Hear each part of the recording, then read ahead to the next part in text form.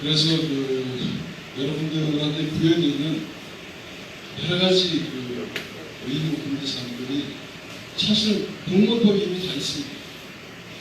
그런데 그것이 너무 흰줄로 그래서 뭐 측량 의무들은 직무 관련해서 직간접적으로 사내 직무 형을 받아서는 안 된다. 이렇게만 규정되죠.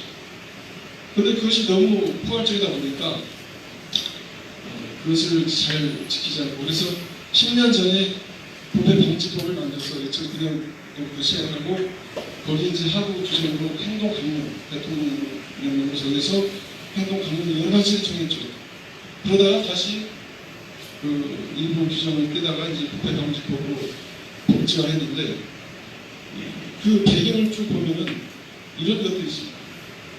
여러분 일반 국민들한테 설문조사를 해보면은 공직자의 한 58% 정도가 부패하다. 근데 실제 공무원들을 설문조사해 보니까 3.3%만이 거기에서 인정을 하는 겁니다. 그러면 이 54% 정도의 차이는 무엇이냐? 바로 부패에 대한 개념. 이것이 다르다는 겁니다. 저도 공직을 오래 했지만 사실 공무원들이 민원인한테 먼저 밥 사달라, 너 술 먹자, 그걸 붙이자 이렇게 적극적으로 먼저 접근하는 경우는 거의 없을 겁니다. 하도 뭐 자꾸 안 나와서 얘기 좀 하자 뭐 이렇게 귀찮게 하니까 만나서 밥 한 끼 먹어줬는데 근데 그것을 부패하다? 이제는 부패라는 개념이 원래 전통적 개념은 공금횡령, 또 금품수수 등 그러한 부정행위와 관련된 비윤리적인 것이 부패행위인데 이제는 부패라는 개념이 거기에서 한 걸음 더 나와서 비도덕적, 비윤리적인 것도 비록 그것이 탈법은 아니라 하더라도 그것을 부패라고 인정하는 겁니다. 그런 개념이 확장이 돼서 일반 국민은 직무 관련 공직자하고 밥 한 끼 먹었는데 그것을 공직자가 부패하다. 그래서 부패방지법에 따른 행동강령 이런 청탁금지법을 다 식사 접대하지 마라, 술 접대하지 마라. 바로 이런 것들이 종전에 우리 동양 문화에서 유교적인 어떤 그런 문화권 안에서 정의라는 그런 것에 따라서 뭐 서로 만나서 밥 한 끼 먹고 담소를 나누기로서는 그것이 무슨 부패냐. 그런 개념이 이제는 바뀌어야 한다는 것입니다. 그래서 어떤 민간인이 돈 벌기 어려운 세상에서 공무원한테 왜 밥 사주고 술 사주고 그렇게 접대하냐. 한 것은 미래에 자기가 어려울 때 도움을 청하냐고 쉽게 하면 보험을 들듯이 그런 인간관계를 억지로 형성하려고 끈을 맺는 겁니다. 그래서 그것을 하지 말라고 이제 법 규정, 도덕으로 선진국 이런 것이 없는데 왜 잘 되는가?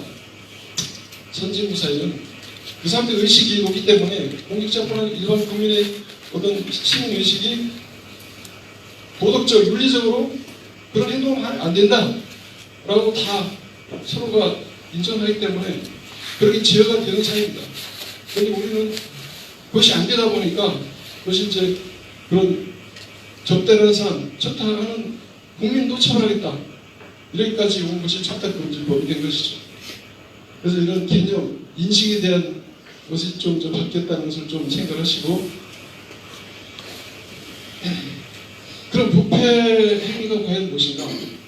제가 좀 전에 말씀드린 그런 포괄적인 그런 개념보다는 법에서 이제는 이렇게 딱 세 가지 코드로 정했습니다.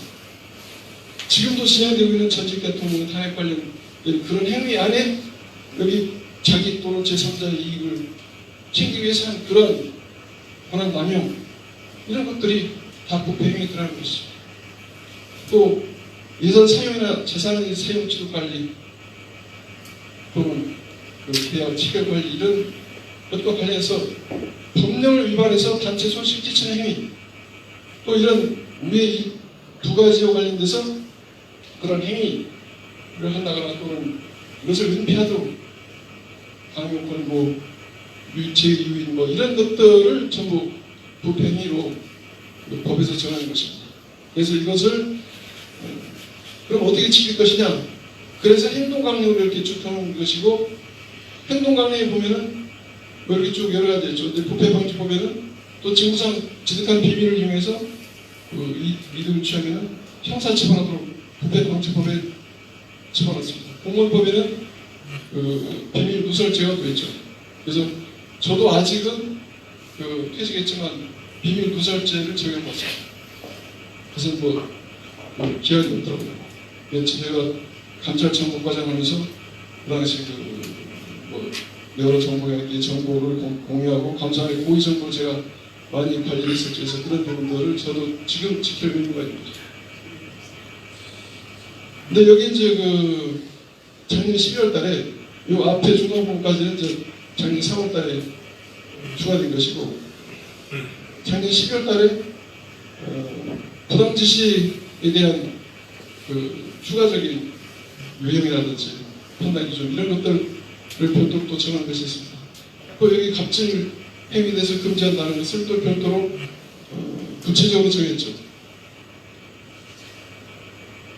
부당 지시하고 사실 갑질하고는 좀 애매하게 겹치는 부분이 많이 있어요. 이 부당 지시하고 판단 기준은 좀 이런 법 규정이 위반되는지 또는 어떤 단체에 손실을 끼치는 것인지 또 사적 이익을 추구하는 건 아닐지 또 지휘권을 남용하는 지시가 아닙니다. 현재의 불합리한 행위를 감지하는 지시가 아닙니다. 이런 부분 가지고 판단해서 만약에 부당 지시하게 되면은 이제 부하 직원이 그걸 가지고 철딱 방지 담당관한테 신고를 하게 됐습니다. 그만큼 이제 서로 이제 어떻게 보면 불신이라기보다는 과거 관행에서 대충 넘어갈 수 있는 것을 이제는 용납할 수가 없는 부하 직원도 이제는 그것을 받아들이지 않고 법 규정대로 저희들이 할 수도 있는 겁니다. 여기 부당시 유형은 여러 가지가 있는데 이걸 다 제가 설명할 필요는 없고, 어떤 상식적으로 판단해 볼 때 저 아래 좀 보십시오.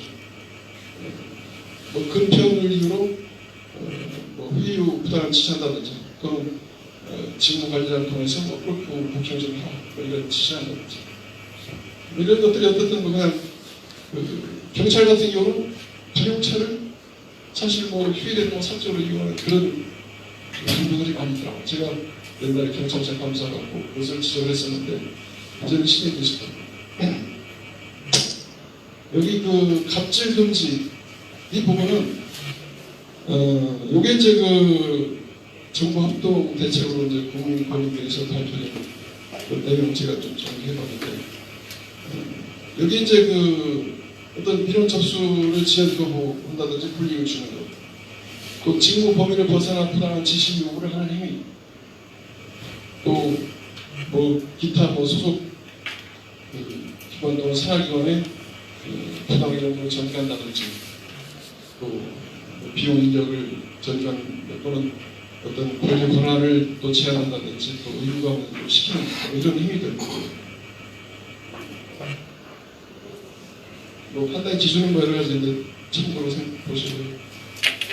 갑질 사례도 이것이 이제 이제 오늘 보도자료에 보면은 이런 것들 쭉 연구를 했는데, 우리 어떻든 하다못해 이제 저 아래 쭉 보시면은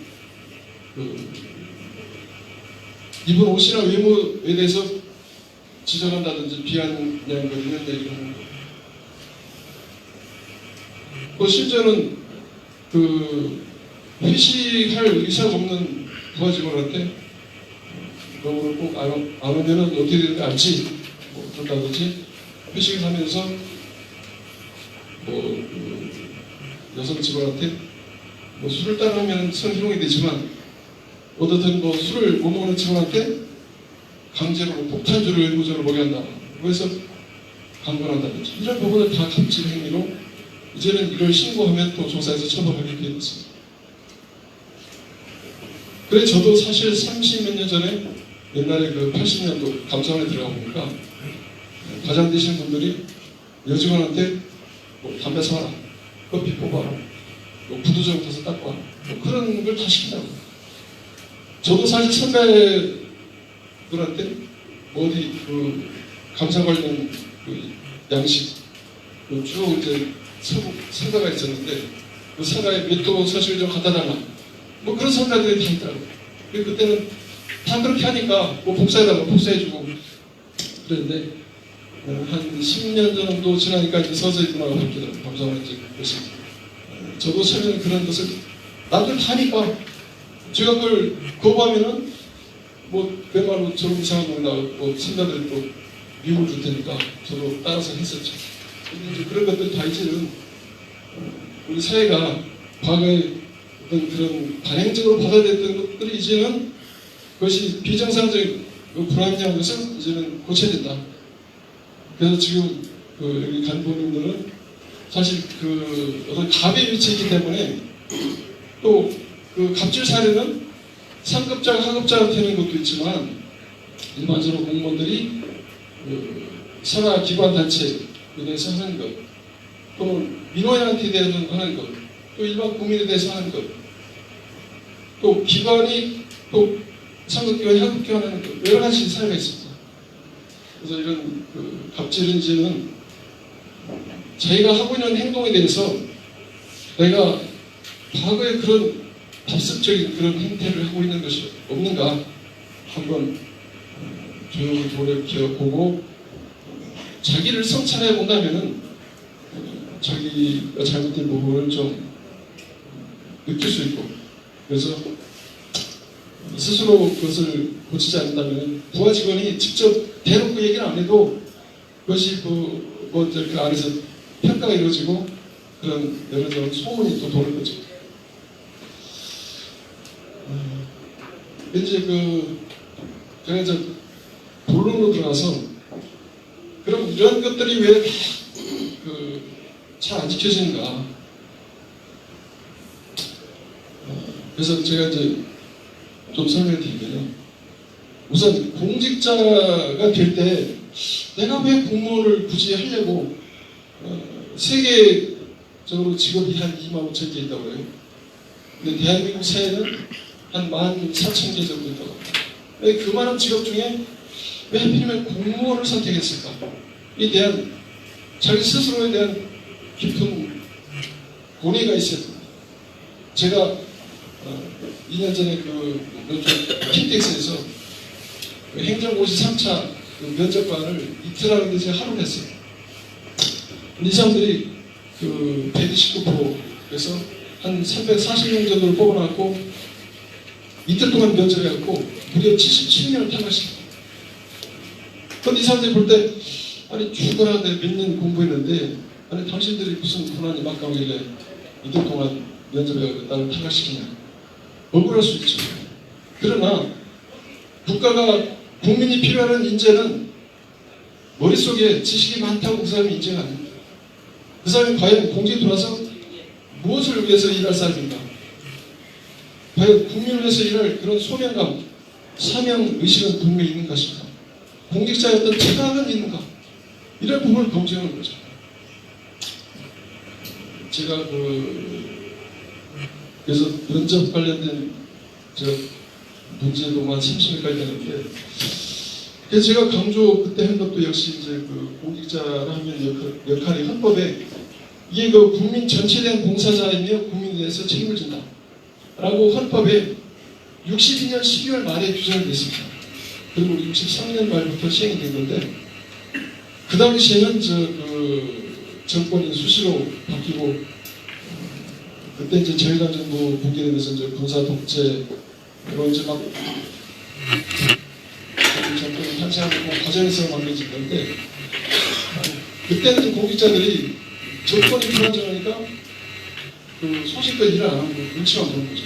근데 공무원이 어떤 특정 정당이나 단체를 위해서 일하는 것이 아니고 역시 공무원은 존재가 국민을 위해서 봉사하는 거예요. 김현미 국토부 장관께서 취임사에서 이 얘기를 했죠. 여러분 다 아시는 얘기죠. 지방공무원법에는 지방공무원은 지역 주민 전체에 대한 봉사자이며 지역 주민에 대해서 책임을 진다. 이렇게 되어 있습니다.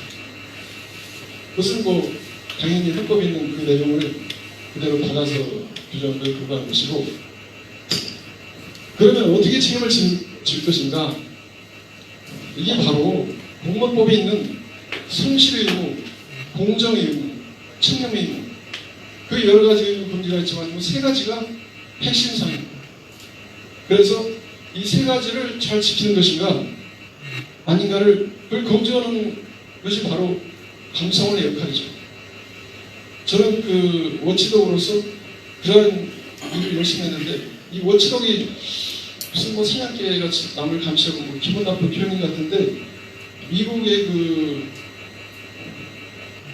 연방정부의 회계 검사원에 보면은 홈페이지에 저희들은 그런 워치독의 역할을 충실히 수행하겠다 그렇게 공식적으로 표현을 하고 있습니다. 그래서 어떤 조직이든 감사라는 것이 사실 필수 불가결한 그런 조직인데 근데 뭐 장단점이 다 있죠. 그래서 이 세 가지 관련해서 사실 첨단금지법이라든지 행동강령 이것은 공정 청렴에 대해서 강조한 그런 법 규정이죠. 그런데 성실은 사실 강조한 것이 없는데 그 복무 규정 뭐 이런 데에는 도전한 것이 있죠. 이 성실이라는 것은 단순히 아침 9시부터 퇴근하기 전까지 그냥 책상에 앉아서 열심히 뭐 일만 한다, 책상만 지킨다 이것이 성실이 아닙니다. 자기가 맡은 직무에 대해서 전문가적인 식견을 가지고 완벽하게 그 일을 처리할 수 있는 수준까지 가야 되고 또 그렇게 성심성 있게 열심히 일을 해야 된다는 그런 포괄적인 내용이죠. 그래서 자기가 모르면은 뭐 그 행정 그 판례도 다 봐야 되고 다른 기관의 행정 처리 설계도 조사를 해봐야 되고 때로는 뭐 그 실무자든 민원인도 만나서 고충도 들어봐야 되고 그 관련 법 규정도 다 그걸 알아야 되고 간부님들이 다 그걸 알 수 없지만 어쨌든 그 결제 과정에서 핵심된 부분을 질문해서 그런 부분을 체크하고 그 담당 직원을 하고 그런 거에 이렇게 잘못해서 처리되지 않도록 그렇게 감독 독려할 그런 의무를 갖는 거죠. 그래서 그 공직을 왜 선택했는가? 내가 공직을 통해서 추구하고자 하는 가치는 무엇이고 공직에서 내 목적 의식은 무엇인가 이런 부분들이 더 중요하다는 것이죠. 그런데 실제 그 공무원 설문조사를 해보니까 공직을 선택한 동기가 그 일반 국민이 바라는 그러한 어떤 사명감, 소명의식, 이런 봉사정신 이런 부분들은 18% 정도밖에 안 되고 나머지는 뭐 대충 뭐 우리가 속된 말로 그냥 뭐 신분 보장이 되고 누가 시비 안 하고 뭐 정년까지 갈 수 있고 뭐 급여 노래 적지 않고 뭐 죽을 때까지 못 주고 뭐 이런 생각 가지고 들어온 사람들이 많다는 것이죠. 근데 사실 그것을 비난할 수 없죠. 여러분이나 저나 대한민국 국민의 한 사람으로서 행복 추구권은 다 있는 것이죠. 그런데 공직에 들어온 분이 생각하는 그런 행복 추구권도 다른 것입니다. 그래서 공직에서는 일단은 들어올 때는 이런 막연한 생각 갖고 들어왔다 하더라도 공직을 수행하면서 의식이 그야말로 어떤 그 사명감, 그 명예심을 조준하고 봉사하는 그러한 자세를 갖게 된다는 것이죠. 제가 그 중앙공무원기구 지금은 인재개발으로 바뀌었는데 거기에 공직가치 교수교육을 제가 2년 활동하면서 공직가치라는 것이 공무원법에 또 이 부분 또 교육하도록 규정이 되어 있습니다. 근데 제가 여기서 뭐 이걸 말씀드릴 필요 없지만 바로 공직가치 안에서도 그 투철한 공직관 그게 바로 자기 직무에 대한 책임성과 공정성 그래서 또 투명에 대한 투명성 또 여기 개인적인 윤리성 이런 부분들이 다 그 기본 배경이 되는 것이죠. 그래서 지금 여러분들한테 보여드린 각종 여러 가지 법 규정 의무사항들이 결국 다 이런 것을 기본으로 하고 있는 것입니다. 제가 이런 사례는 이제 또 설명 안 드리고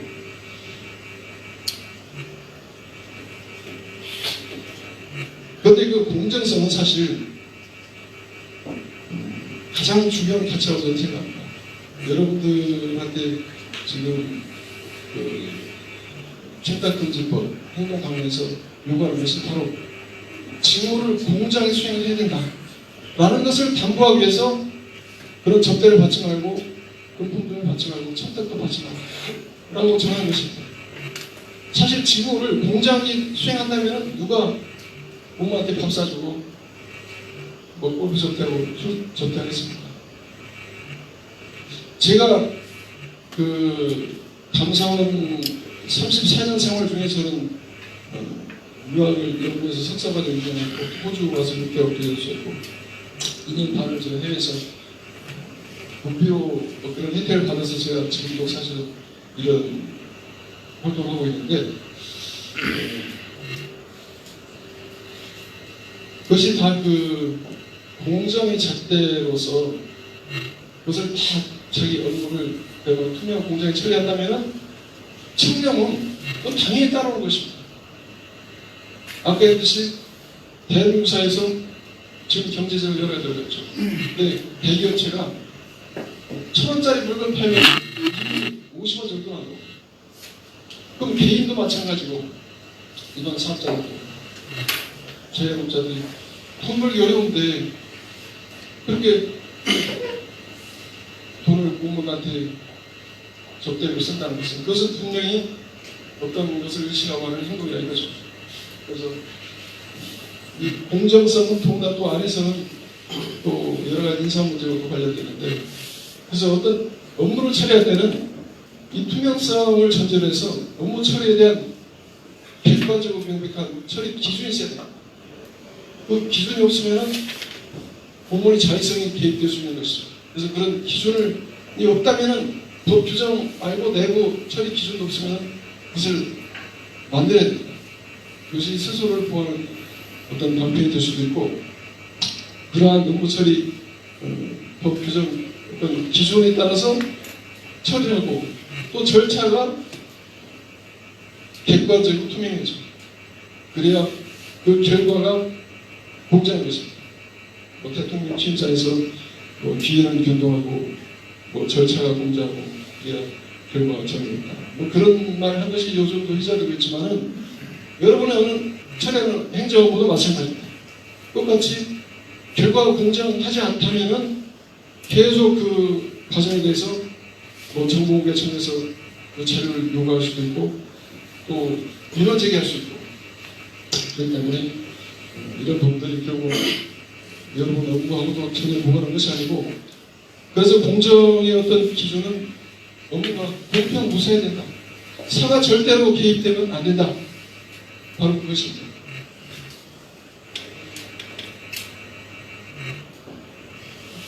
그런데 저도 그 감사에서 보이직할 때까지 뭐 인사상에 여러 가지 뭐 불편했던 것, 좀 불이익도 받고 좀 불만스러운 그런 때도 있고 뭐 다 만인이 공평할 수 있잖아요.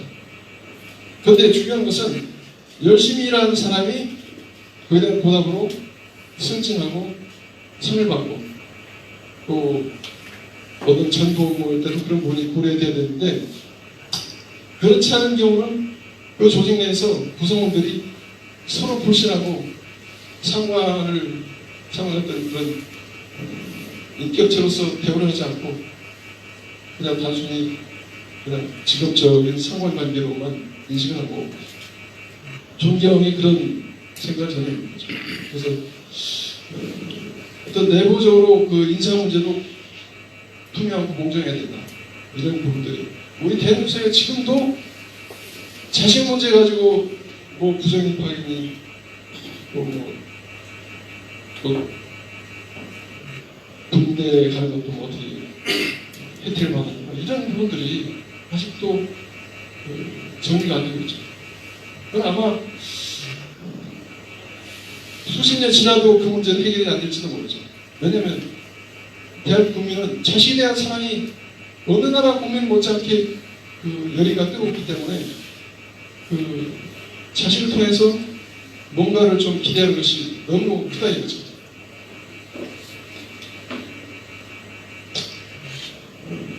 도덕성 관련된 제가 사례만 설명드리면은 이순신 장군이 그 청년이었을 때 이분이 여러분 아산 현종사가 이순신 장군 생가로 착각하는 분들 꽤 있어요.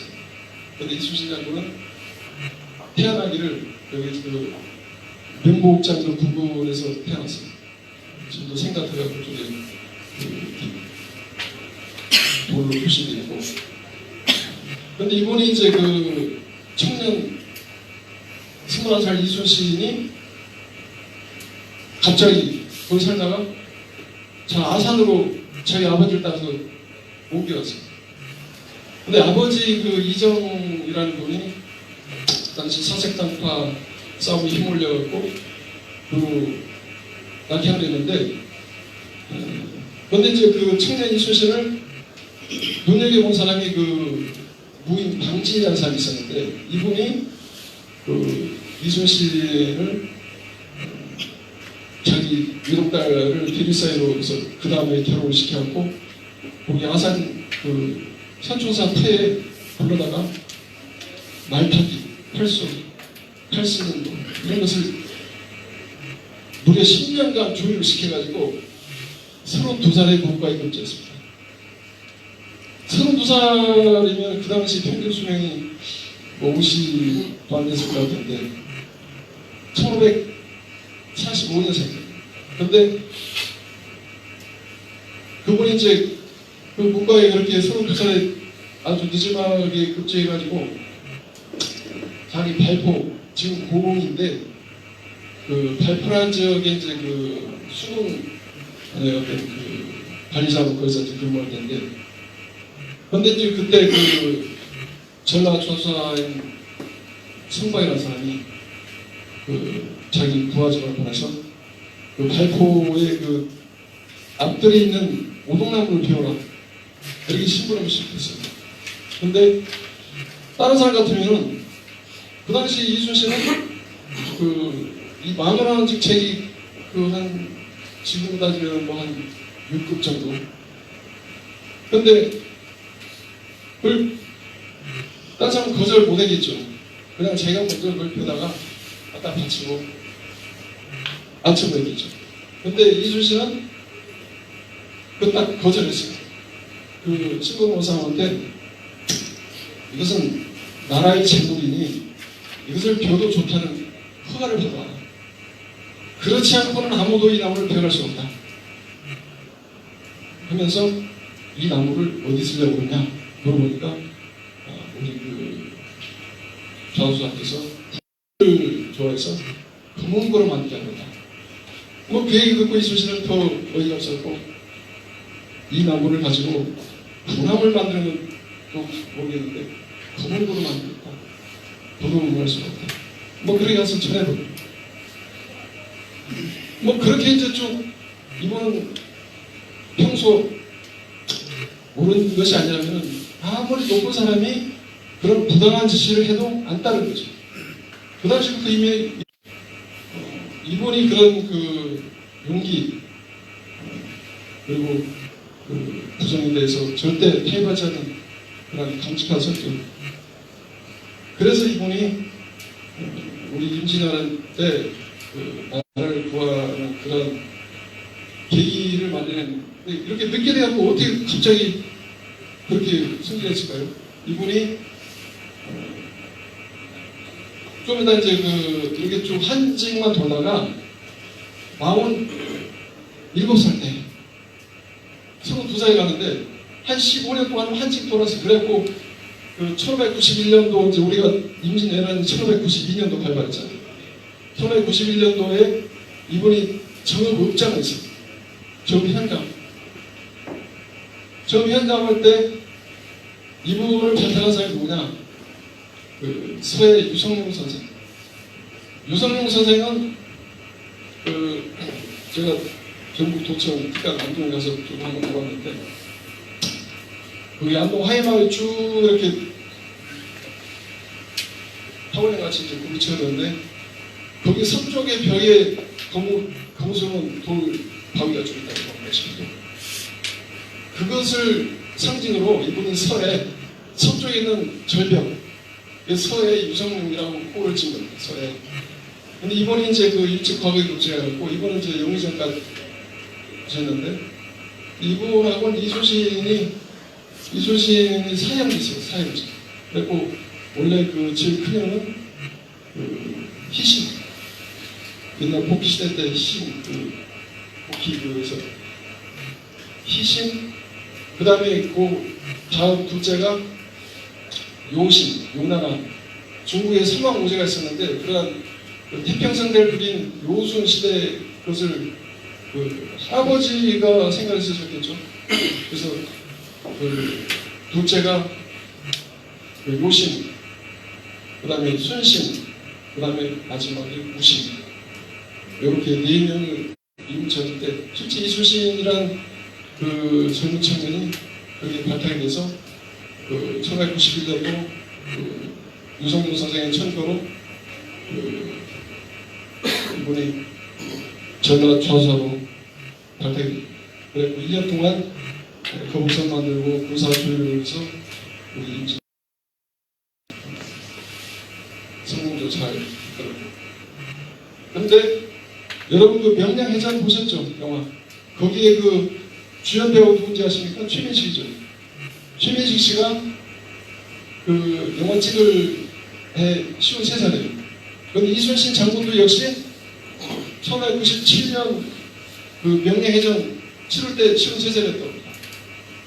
그래서 공격 때도 저희 53살 나이가 있었는데 그래서 이렇게 그 이분이 어떤 도덕성의 가장 모범적인 사례면서 그런 분이 그 옆에서 잘 지켜보고 그래서 그런 인재는 언젠가는 국가적으로 필요한 때 발탁을 해서 아주 잘 국가 일환에 이제 대하도록 그런 옆에서 도와주는 분이 또 있었던 것이죠. 여기 이제 그 KC하고 이장도 사례를 또 한 가지 설명드리면은 미국 FDA에서 그 의약품 수입 허가를 담당하는 그 KC 여자 박사인데 KC라는 사람이 그 유럽에서 그 당시 그 입덧을 방지하는 신약이 아주 선풍적으로 인기를 끌었는데 이것을 미국에 판매하기 위해서 허가를 신청했어요. 그런데 KC가 가만히 듣다 보니까 이게 동물 실험에서는 이게 그 졸음이 안 나타나는데 사람은 뭐 약간 졸음 현상이 있다는 것에 대한 동물과 사람의 차이를 규명하지 않았다. 그래서 이것을 가지고 KC 박사는 그 허가를 끝까지 거부했습니다. 승인 안 해줬는데 그 당시에도 이게 한 뭐 100여 년 전 사건인데 그 당시에도 그 많은 로비스트 그런 단체에서 그 많은 압력을 가했겠죠. 여기 끝까지 그걸 거부해가지고 나중에는 또 그 유럽에서 그 신약을 보고했던 사람들이 한 7,000명이 기형을 나왔어요. 그런데 미국은 그것이 전혀 일어나지 않고 그래서 그까지 큰일이었다 해서 대통령 표창까지 줬는데 반대로 화성구청의 그 복지담당 청소년 시설 담당했던 그 이장덕 이분도 여자분인데 이장덕 씨는 핀란드 사건 여러분들 아시죠? 그래고 그 22명이 화재로 사망했는데 거기 이제 육전사에 19명이 들어있죠. 근데 그것도 컨테이너 박스 52개를 1층으로 싸가지고 청소년 수련시설로 쓰겠다고 허가 신청했는데 이장덕 계장은 자기가 검토해보니 이것은 허가해줄 수 없겠다. 그래고 계속 반려를 시켰어요. 그런데 우리나라는 그 당시만 하더라도 뭐 증가침범, 청탁금지법, 행동관리 이런 것이 없었으니까 그냥 그 주변에서 자꾸 이제 업체가 또 로비를 했겠죠. 그저한테. 그래서 그저는 그장을 정부 조치하고 딴 사람 갖다 그 담당을 잡고 그걸 내줘버렸어요. 그래서 이런 사고가 벌어진 거죠. 그래서 어떤 그 조직에서 그 기관장의 어떤 그런 의지라든지 또 그 청렴에 대한 시스템이 잘 작동돼야 되는 것이고 또 각자의 행동도 역시 엄격하고 정당하겠네. 라는 것을 이 사례에서 볼 수가 있는 것입니다.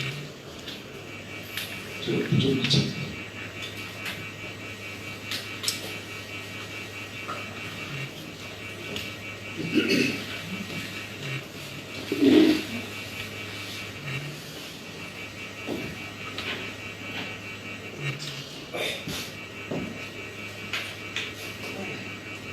근데 우리 공직자의 윤리 도덕 이 관련된 것은 이미 200년 전에 정확히 1818년도 이때 전희경 사장께서 국민심사라는 책을 저술했어요. 이분이 천주교 신자로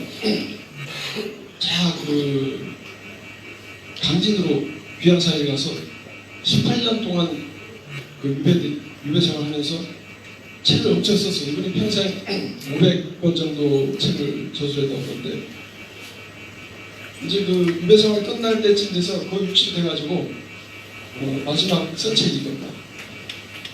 근데 국민심사라고 명명한 것은 그분도 관직이 있었는데 관직 생활을 하면서 제가 실체를 못한 것을 후배 관료들이 이런 부분을 좀 조심했으면 좋겠다. 그래갖고 마음속으로 남긴 쓴책이 나와서 심사라고. 근데 이분이 공직자의 윤리성에 대해서 72가지를 강조했습니다. 근데 그 중에서 6가지, 윤리에 관련된 6가지를 제가 이제 간략히 준비해봤는데 이 6가지가 이게 한자로 변기 이게 좀 한자가 어렵더라고요.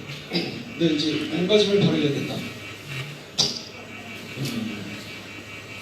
이제 그 당시에 국민과는 지금으로 따지면은 그 당시 부모분연 장이니까 지금 이제 시도지사부터 이제 읍면장까지 그런 지방 관리라고 보면 되죠. 그래서 항상 의복을 정지하고 언행도 신중해야 되고 절제는 행동해야 된다. 이것이 여러분들 지금 공무원법에 품위유지 의무 이거 딱 들어가 있습니다. 이런 것을 포괄적으로. 그래서 공무원이 음주운전으로 적발되면 통과해서 또 징계하고. 아니 나 민간인으로 처벌받는데 왜 또 이중으로 불이익을 주느냐 할 수 있지만 그것이 바로 공직자는 이런 품위유지를 소홀히하면 행정에 대한 신뢰성을 손상시키고 또 공직자에 대해서도 그만큼 일반 국민들의 믿음이 손상된 것입니다. 그런 신뢰가 그만 깨진 겁니다. 그래서 행정에 대한 그런 부분도 의구심을 갖는 거죠. 저 사람들이 과연 저렇게 음주운전 하고도 이렇게 그런 유력한 행위를 하면서 행정을 공정하게 처리할 수 있을까? 이런 그런 신뢰를 깨기 때문에 행정에 대해서도 신뢰성 저하시키고 우리가 대해서 그래서 징계를 하는 겁니다. 그리고 항상 의로운 것과 법, 백성을 두려워해야 된다. 이런 부분을 제가 강조한 거죠. 근데 이제 여기 청렴한 마음을 가져야 된다. 요게 이제 바로 요즘 얘기하는 우리 행동관의 택탁금지법의 금품 관련된 부분들이 이제 이번은 이제 그 당시에 이렇게 이제 한마디로 했는데 그래갖고 조선시대 때 전체 청맹리가 학자마다 다른데 280여 명 되더라고요. 60몇 명에서 86까지 왔다 갔다 하는데 그 정도 청맹리가 있어요. 그런데 가까운데 이제 황희정성 생각하고 있죠. 근데 그 당시에 청맹리를 보면은 살아있을 때는 청맹리가 아니고 사후의 청맹리라고 이제 그렇게 호칭을 붙여줘. 살아있을 때는 연근이라고 했는데 그런데 여기서 이제 여기 이제 염리 연근이 그랬는데 그런데 이 염리의 기준에 관련된 것은 명분 입성을 받아야 된다. 뭐 이런 게 있더라고. 근데 그 당시에는 하도 내가 말로 이제 통관오리 뭐 그런 것들이 뭐 행해하던 시절이니까 뭐 100원 내식도 있고 그래서 적어도 관련된 것은 뭐 문제가 생기겠다. 이보다는 그걸 지킨 사람은 그래도 영리다. 이렇게 아주 폭넓게 봐준 것 같아요.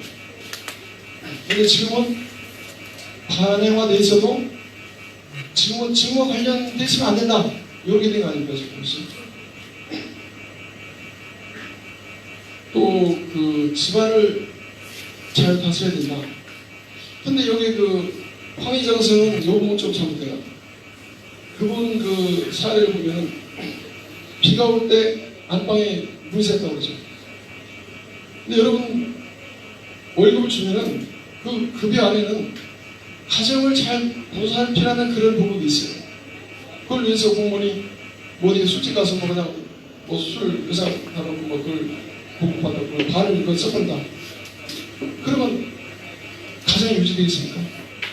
그 맨날 가정 불안하고 아니 제 그 실제 감사원 이금 볼때 어떤 부인이 며느리 찾아갖고 막 그 남편 욕을 하면서 뭐라고 하는 사람이 있더라고요.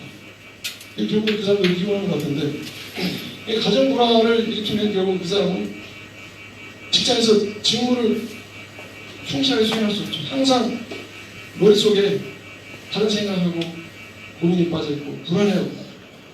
그래서 여러분들 그 영리행위를 하지 말라는 것이 바로 직무에 전념하도록 하기 위해서 영리행위 하려면 기관장 휴가를 받아야 된다. 이렇게 적어놔요. 그래서 바로 그런 것도 같은 맥락이고. 그래서 그 황희정선도 정승이면은 그 당시 뭐 영의정, 좌의정, 우의정 그런 정승인데 영의정까지 있잖아요. 그런 정승이면 보수를 엄청 많을 텐데 그분이 어디 기부했다는 얘기는 없고 근데 비 왔는데 집안에 뭐 물이 샜다. 그럼 가족들은 얼마나 불안에 떨었겠어요. 가정을 최소한 편안하게 해야 될 그런 의무가 있다는 거죠. 여기 이제 청탁을 물리치하자는 것은 바로 이것이 우리 청탁금지법에서 14가지 그 청탁 행위를 금지하고 있습니다. 바로 이런 것이 200년 전에 이미 이거는 사랑방에 오는 사랑하는 손님들의 부탁을 물리쳐야 된다. 그걸 뿌리쳐라. 그걸 거절해라. 이걸 이렇게 강조를 했습니다. 중국 고사에 보면 어떤 아주 그 청렴한 어떤 관리는 이런 고시가 있는데 자기 그 부임지에 가서 많은 자기와 연결된 그 상부의 고직들이 어떤 그 부탁에 편지를 보냈어요. 그런데 그것을 다 항아리에다 담아놓고 절대 보질 않아요. 그 다음 제가 임기 끝나고 가면서 물에다 집어던져 버렸어요. 뭐 그런 고사입니다. 그리고 이제 마지막에 씀씀이를 줄여야 된다. 이게 바로 여러분들 그 공직 처음에 출발할 때 앞으로 내가 10년, 20년, 30년 뒤에 내 모습은 어떠고 내 지인은 어느 정도고 내 급여는 어느 정도 대충 예상하고 들으신 거죠. 그런데 뭐 여러분 중에는 그런 분이 없겠지만 제가 그 청년 강사로 한 4년 반 활동하면서 한 100여 분 이상을 제가 뒷담을 했어요. 제가 국세청, 경찰 그런 권력기관 가서 제가 그런 부분들이 이게 바로 청탁금지법에 하나하나 규정이 되는데 그리고 금품 보면 여기에 무슨 뭐 입장권, 초대권, 관용권 뭐 이런 부분까지 법에 집어넣는 좀 사실되고 좀 창피합니다. 이렇게 아주 디테일하게 규정된 법은 대한민국 법 14,000여 개 중에 경범죄 처벌법 뭐 이 법은 거기에 있습니다. 을 유치하고 그 4년 전에 84년도에 국민을 기도하는 차원에서 경범죄 처벌법을 만들면서 거기에 공공장소에 함부로 휴지 버리고 뭐 껌 뱉고 침 뱉고 또 뭐 친한 기가 얼마 이상 짧았는데요. 뭐 이런 부분들을 주장한 것이 경범죄 처벌법입니다. 그런데 지금 그건 다 지키는 거예요.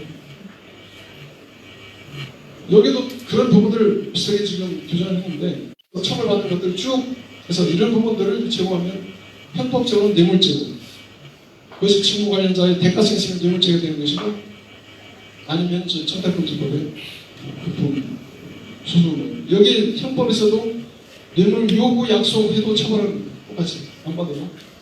여기 청탁금지법도 역시 요구 약속도 또 제공했다는 의사표시도 똑같이 뇌물공여죄 같이 여기 처벌하고 두고 있는 것입니다. 그래서 형법하고 같은 맥락으로 이 뇌물이라는 개념을 포괄적으로 규정하고 있어요. 그래서 일체 경제적이 그러면은 이것이 그 형법에 우리 강학상 항목적으로 뇌물을 하면은 인간의 욕구를 충족시키는 유형의 이익을 말하는 겁니다. 그래서 누구한테 빌려가지고 이자 안 줬다 지금 관련한테 그 이자 안 준 부분만큼 뇌물이 되는 것이고 요건 복수 되는 것이고 또 그래서 직무 관련자한테 금전 소비대 차지만한 것이 그런 겁니다. 이자는 안 줄 수가 있다. 또 직무 관련자하고 어떤 그 물품 거래를 하더라도 정상적인 금액보다 낮게 하면은 현재 낮으면은 그것도 역시 뇌물로 간주하게 됐습니다. 그래서 그런 부분도 역시 똑같이 해서도 그런 부분을 인정하고 심지어는 그 몇 년 전에 어떤 그 초임 검사가 검사 15호 과정 뭐 1년도 안 지난 그 사람이 형사 피의자 여성을 자기 집무실에서 토요일날인가 불러가지고 그 조사는 취하다가 의사간의 행위를 했죠. 두 사람. 그 사람은 바로 그것이 성접대로 뇌물죄로 걸린 거예요.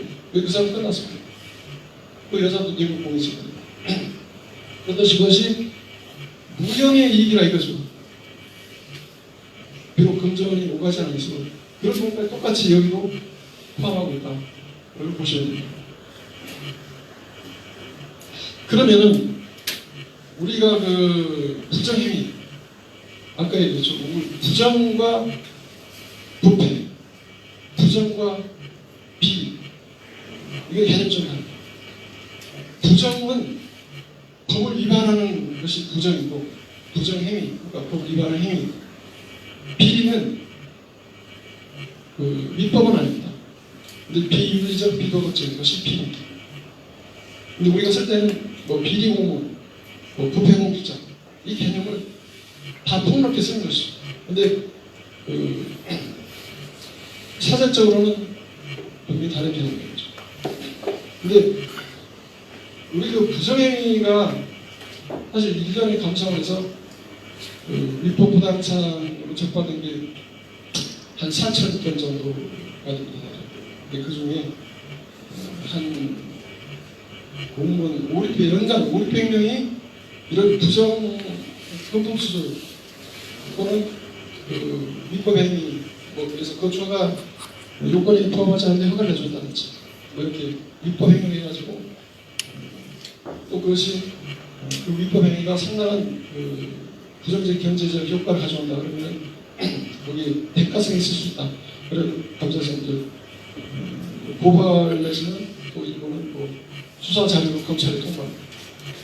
그런 사례가 한 연간 5, 60건 많으면 100건 정도 이거는 뭐 한 400에서 600건 정도 보기. 근데 나머지 한 40%는 아까 성실 의무 위반 공무원을 책임지려면 공무원 법상에 성실 의무 위반되니까 이렇게 징계하시기 바랍니다. 그래서 성실 의무 위반이 한 40% 그리고 그 중에서 또 부정행위 관련된 사람들이 매년 통계적으로 나오더라고요. 그런데 이제 그 가장 조심해야 될 부분이 평소에 아까 얘기했듯이 그 어떤 민원인이 또 직무관리자가 자꾸 접근해서 뭐 접대하면서 뭐 편지 준다. 사실 과거에는 뭐 그런 것이 전혀 없다고 볼 수 없고 심지어 이해찬 총리가 교육부 장관할 때 교사가 편지를 받아서 30만 이상 되면 중징이랍니다. 뭐 그렇게 해서 뭐 파면 행위도 많이 했다. 근데 그런 경우 재판에 가면은 분명히 이제 재판에서는 그건 너무 지휘권 남용돼 가지고 그래서 인정을 안 했는데 옛날에 뭐 경찰관이 교통법 위반해서 뭐 운전면허증도 뜯었다. 뭐 10,000원짜리 5,000원짜리 주고 뭐 진짜 5만 원 정도 걸려가지고 파면시킨 경우도 소송에서 다시 살아나오고 많이 있어요. 근데 설령 그렇다 하더라도 일단 걸리면은 그 사람은 그거 망신 다 나는 거죠. 근데 이제 공직자들은 사실 연금 혜택 제가 어디 가서 친구들한테 너 요즘 뭐하고 사냐? 뭐 그냥 뭐 이렇게 강의를 또 하고 뭐 제가 책도 또 한 권 쓰고 책도 두 권 썼는데 그리고 제가 또 시간 나면은 제가 전 퇴직 전에 그 감사원에 있을 때부터 그 공무원 클럽 가서 색스폰을 제가 지금 6년째 부르고 있는데 현지 있을 때부터 제가 그랬어요. 그리고 뭐 제가 전국에 사는데 북한산이 뭐 일주일에 뭐 한 3번 이상 보고요. 뭐 어쩌다 이제 그 고등학교 동창들이 이제 군인 출신 많은데 저는 고등학교를 항공과학고 나왔는데 그 친구들한테 군대 가서 한 7만 원짜리 골프도 가끔 치고 뭐 그렇게 지내요. 근데 제가 그 9년 전에 그 제 아들을 장가봤어요. 26살 아들 장가봤는데 이제 그런 게 9년 되는데 아직도 애가 나더니 이번에 이제 그 은행인데 거기서 이제 인비 보낸데서 또 거기를 갔는데 이제 미국에서 애를 나오신 거는 뜻한 애가 나는데 근데 그 며느리가 교사야. 제가 근데 딱 9년 전에 그 며느리 교사한테 물어봤어요. 너 왜 교사라는 직업을 선택했냐? 그러니까 얘가 딱 답변이 아버님 저는 할아버지하고 외할아버지께서 초등학교 교장 선생님을 했습니다. 그래서 그런 분위기도 있고 그리고 저는 애들 가르치는 게 좋습니다. 그런 것이 진심이라는 건 교사를 잘 선택했다. 그런데 내가 한마디만 부탁하자. 너 강남 초등학교에 있으면은 많은 학부모들이 그 당시에 김영하 이런 교수니까 너를 만나자고 뭐 두세 수도 없는데 내가 여기 가서 공부할 때 보니까 그 페어스 미팅에서 가봤더니 와 그냥 이런 체육관에서 이렇게 탁자에 선생님들이 앉아가지고 쭉 학부모 주셔가지고 상담하는데 그게 어떤 학부모가 초원지 주려고 항상 듣고 선물 줘봐야 그냥 뭐 5파운드 10,000원 정도 그냥 손수가 뭐 그냥 화장품 간다는 거 그 정도지 거기는 학부모들 교사를 신경 쓸 사람도 없고 그런 문화가 아니다. 그러니 너 절대로 학부모를 1대1로 만나지 마라. 네가 스스로 환경적으로 네 스스로 널 피해야지 학부모 자꾸 만나자고 그런다고 밖에서 만난다든지 교무실 아닌 다른 장소에 만나면은 그들이 뭐 책갈피라고 봉투 놓고 갑자기 도망간다든지 너 그럴 거야. 신고해야지. 너 그 노출할 수도 없고 집에 찾아갈 거다. 아예 그런 환경 자체를 내 스스로 피해라. 지금은 이제 청탁금지법이 시행되면서 아예 이제 접촉을 못하게 하니까 교무실에서 만날 테고 그러니까 사고가 편한 겁니다. 사실 청탁금지법이나 행동강령이 여러분을 보호하는 그런 법 규정이에요. 누가 부탁드리면 이거 청탁금지법에서 이걸 금지하고 있는 자 미안합니다. 법 저촉에 대해서 좀 고맙습니다. 이렇게 거부할 수 있는 그런 근거를 법이 만들어주고 있잖아요. 그래서 이 연금 혜택 제가 친구들 만나서 너 연금 얼마 받냐? 라고 물어보진 않지만 너 고기 지니까 꽤 받겠지. 근데 저도 연금법 개정돼서 분리를 받아서 뭐 많이 주었지만 어떻든 건데 여러분들 퇴직해서 뭐 평균적으로 해서 250 받는다. 그럼 연 3천만 원이니까? 근데 연 3천만 원을 금융소득을 얻으려면은 지금 이자가 한 1.89% 그다음 소득세 떼고 그러면은 실제 한 5, 6억을 예금을 해야 그렇지. 월 250 정도 받을 수 있어요. 그렇다면은 30억. 그 엄청난 혜택인데 실제 제가 저도 공무원들 부정행위 관련된 사람 저도 처벌 많이 하고 아주 조직에서 박탈되는 그런 것을 해봤는데 이게 좀 개인적으로는 안타깝지만 나는 그런 사람은 공조지 있으면 안 된다. 그러니까 이게 그래서 평소에 그러니까 연금 혜택을 그러니까 여러분들이 정년까지 쭉 채운다면은 그래서 명예롭게 퇴직한다면은 그야말로 법에서 죽을 때까지 연금을 줍니다. 제가 9년 동안 감사원에서 금융과장, 금융 분야 감사를 해봤는데 그래서 공무원 연금도 제가 감사를 해봤습니다. 연간 2조 원을 세금을 냈거든요. 국민연금 2조고. 근데 제가 그때 간부들한테 제가 그 연금 과제 하나 줬어요. 그래서 제가 국장에서 그다음에 감사할 때 그걸 지적한다고 못했는데 그때 제가 그런 얘기 했어요. 아니 공무원들이 퇴직은 60대 또 그 다음에 70대, 80대 쓰는 소비 패턴이 다른데 왜 똑같이 같은 금액 주느냐. 이거 상식적 안 맞는 거예요. 60대 자녀 결혼시켜야 되고 사회적 활동도 보너스 많이 쓰면 100에서 130% 선택할 체감식을 해요. 체감식. 그 선택권을 줘라. 매달 똑같이 받겠느냐 아니면 처음에 120, 30% 받고 그다음에 뭐 이렇게 줄여서 받겠느냐. 그 선택권을 줘야지. 아니 줄 때 다른 사람한테 똑같은 금액 줘서 뭐냐. 사실 75세 넘어서는 우리 산딸도 활동할 수 있는 그런 기회도 좋고 경제적으로 뭐 쓸 게 별로 없다고. 근데 그런 사람들한테 또 그러고 다녔어요. 아니 그리고 평균 수명이 몇 살인데 85세, 90 넘은 사람한테 100% 줄 이유가 없다. 그걸 뭐 70, 80% 준다든지 법을 고쳐라. 그럼 국민들이 박수 칠 것이다. 그렇지 않아요? 그것이 뭐 평균 수명이었는데 왜 평균 수명 이상으로 오래 사는 사람한테 100%를 다 줘야 되느냐. 그건 상식이 안 맞는 거예요. 수익자 부담 원칙이 안 맞으니까 그 부분을 연구해서 고쳐라. 그렇게 하는 나라 없냐니까 다 노래니까 뭐 우리가 체감식을 그거 봐라. 제가 그때 주문했는데 그 다음에 손은 안 된다 하더라고요. 어떤 상식 좀 안 맞는 부분이 있어서 그래서 이런 그 연금 혜택 정년까지 받을 수 있는 급여 그리고 그때까지 누릴 수 있는 어떤 그 명예심 이런 것도 중요하고 그래서 이런 국채은행에 임금 피크제 들어가서 뭐 갑자기 이제 뭐 100% 주는 것을 그 다음에 90%, 80%, 60%, 40%. 근데 퇴직을 안 해요. 이 사람들 물어봤어요. 왜 20% 다 주겠다는데 안 나갔냐? 왜 출근을 7자리 그냥 한 번에 받고 그만두지? 이 사람들 생각이 들어요. 자식들 결혼시키려면은 사회적인 무슨 어떤 위치가 있어야 된다. 명함이라도 갖고 있어야 사람들 온다. 그래서 자식도 호사 때문에 그만 못 두고 다니다. 그렇게 솔직히 해서 맞죠. 그래서 이렇게 근데 실제 조이팔 그 희대의 사건을 보고 중국에서 죽었다고 그러는데 이 사람 대구 고등검찰청장 중에 그 수사관이 이 사람은 그 정보를 당신 지금 수배주고 어디 뭐 지금 이게 진행되고 있다. 그런 첩보를 알려주고 집탄을 받는 사람. 그리고 다른 건도 또 이익을 받을 수 있는 사람. 그러니까 이 사람은 그러니까 이런 부동과 그 사람은 성립할 수 있을 거예요. 그런데 많은 공무원들이 부동 관련돼서 뭐 파면 행당하는 거 보면은 감사원 기준이 들어있을 때 내부적 기준으로 이 심의하는 게 있어요.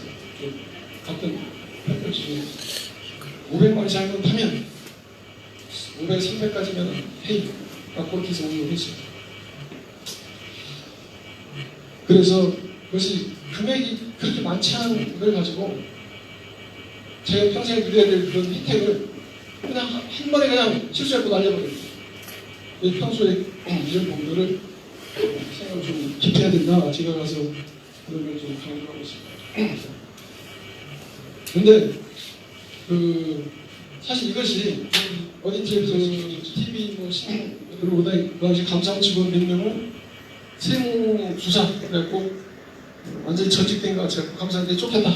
그래갖고 지금 바꿔서 실제 가서 그 사람과 같이 현장을 다녀보니까 뭐 그냥 봉투를 하루에 수시게 받아가지고 한 3시 반쯤 되면 이거 싸우고 나서 그거 잠 쉬었다가 30분 전에 사무실 가서 서류 대충 정리하고 그 다음에 쫙 보면서 중차 타고